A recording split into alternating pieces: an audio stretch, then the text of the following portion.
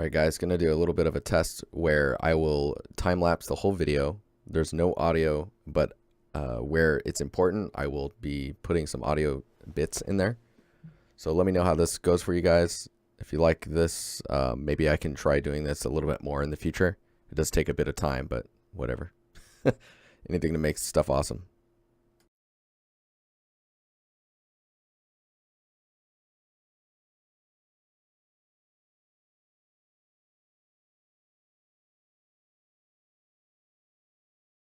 Alright, a quick little thing here. If you go to edit preferences and then go to the graph section, you can turn off the automatically compute node thumbnails, which will really help with computing the time of your material, especially when it gets really dense.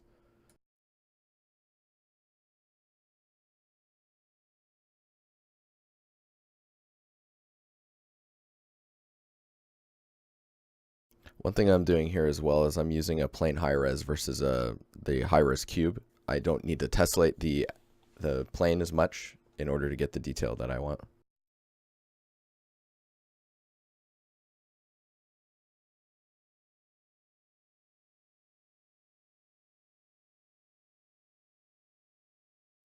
So Josh showed me how to do this, but I'm using a cells 1 in combination with a polygon 2 and then a blend node, blending those two together and then changing the scale of the cells and doing a subtract on the blend node. After that, it's just a matter of changing the randomization on the cells node and you can get some pretty nice shapes. After I get the shapes that I'm interested in, I do auto levels to kind of bring everything back into the full range. And then do a high quality blur followed by a levels. The high quality blur is just to soften the shape up a bit so it's not so geometric. And then the levels is to bring in the edge, turn it more into a rock shape. This type of rock is definitely more like bedrock, I guess, is a bit rounder and softer. So that should be noted.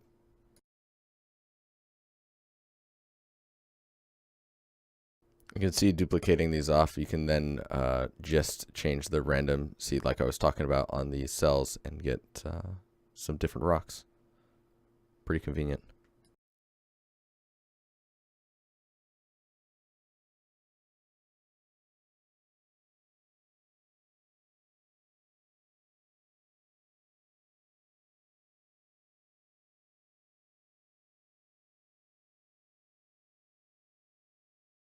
Voice recording test.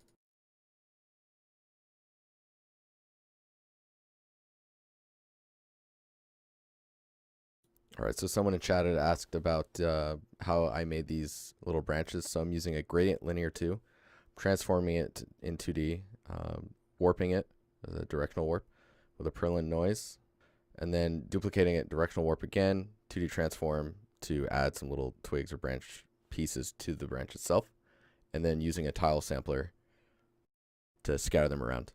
Some random size variation as well. Then a blur HQ grayscale to soften up those edges, and then a levels to bring it into play within the correct range.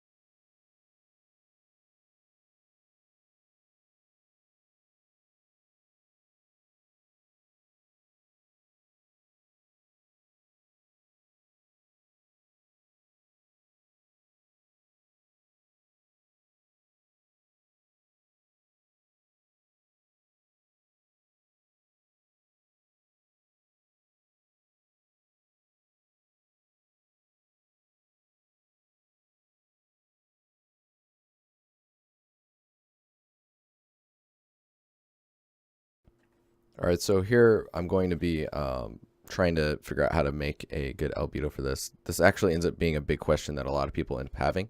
That question being, how do I create a good albedo? Albedo is pretty important, but it comes pretty much near the end of the process, whereas like you should be focusing on your height map, generating your normal from that, and then creating a roughness map to support those two maps. After that, then it's on to actually making your albedo.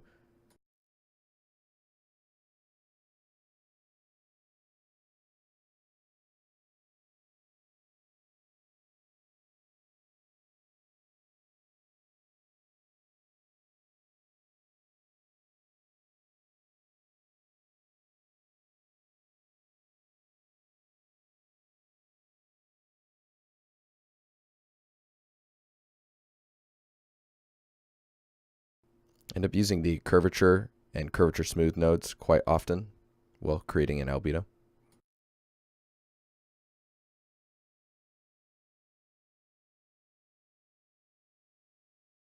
Here I was asked what my favorite node is, specifically the noise type nodes, and my favorite is actually moisture, the moisture node, especially now since it's basically become scalable. In the last update, they updated the ability to scale the detail, so I can just kind of go crazy with it. High frequency to semi-low frequency. Every once in a while, you're going to see me go in and kind of tweak the roughness. It's just me like getting a feel for how the materials are reading with the albedo. So using a gradient node is how I'm getting a lot of color samples, and I'm using a bunch of references that are actually on my Google Photos. These are just pictures that I end up taking mainly for grabbing colors. Note the colors in these images are fine, but it should be noted that the pictures themselves are wet. The materials are wet, so you're gonna get a little bit of the color from the sky into it. Thankfully, in Malmo, everything is gray, so you know, helpful.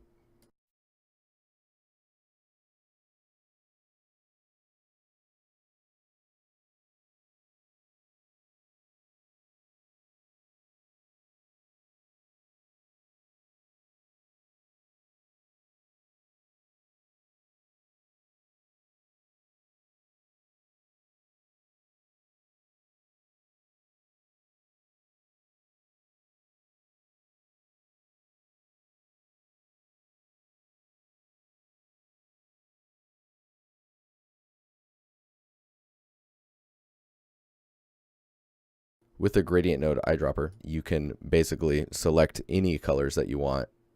Probably one of the craziest features about it is being able to paint your eyedrop selection, and then it grabs the colors as you paint across, kind of like a color selection timeline. There's a precision slider in the bottom left of that gradient node, and that is pretty nice, mainly because you can lower the frequency of how many points are gathered. But you'll notice I tend to do a color selection that's pretty small, mainly because the precision slider still can't get me a small amount of points of color. And if you add too many, you get this really crazy noise, which can sometimes be useful, but other times it's definitely not.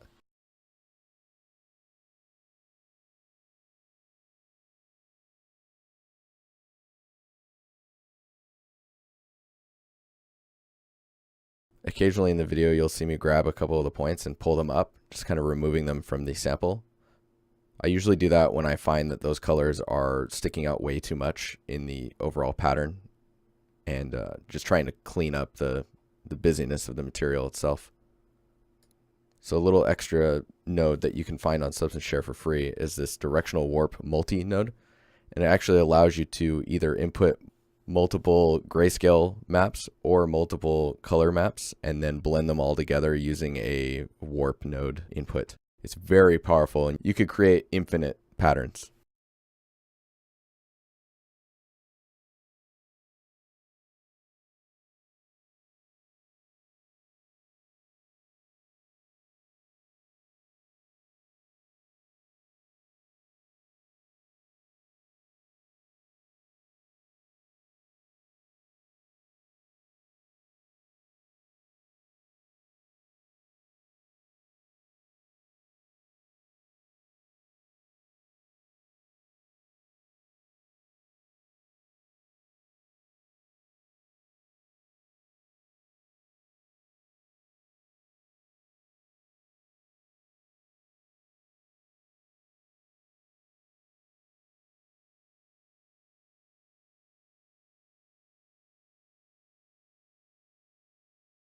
So this other node that Josh Lynch has showed me is pretty awesome. It's called the non-uniform blur grayscale. There's a non-grayscale as well, but you can plug in a noise like you're seeing here into itself through that node and blur it, and you can get some really nice effects that are kind of like more of like soft muddy look or like clumpy values. Usually what I would end up doing on the end there after plugging these all in is creating a blur grayscale just to try and soften up those dark spots.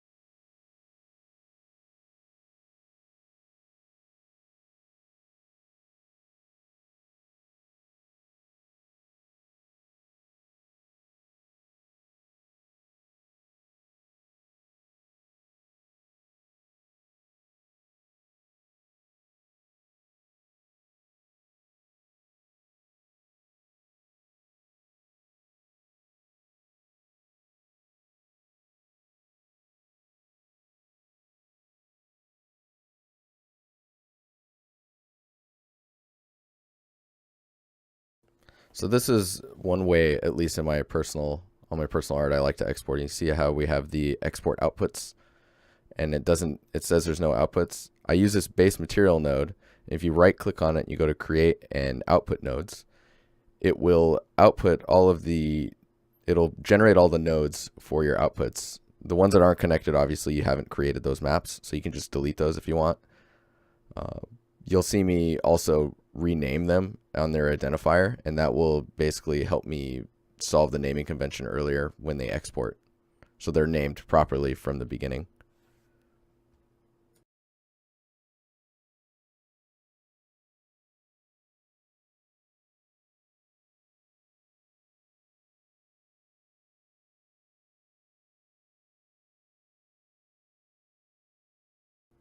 So someone in chat had asked how you solve like the tileable look. Like once it's in engine, you can see tiling really heavily. So what I do in Substance Designer is if you go into materials and edit and then change the tiling amount to like 3, for example. 3 is a good number. Why, you ask? It's just a number we've been using since before procedural materials even existed, like back in Photoshop days. If I had to guess, it's probably because back then we weren't making open world games. So 3 was a pretty good number for interiors. 3 still works for open world games, but we just end up doing a lot more blending now. You'll see the height map gets skewed quite a bit, so just artificially lower that for now. And then just look for patterns and find out how to break those up. If those patterns, if you can get those to go away pretty easily, then you'll be in a good spot. The other thing you could do is also just prop over the top of it or blend other materials into it to mask that problem.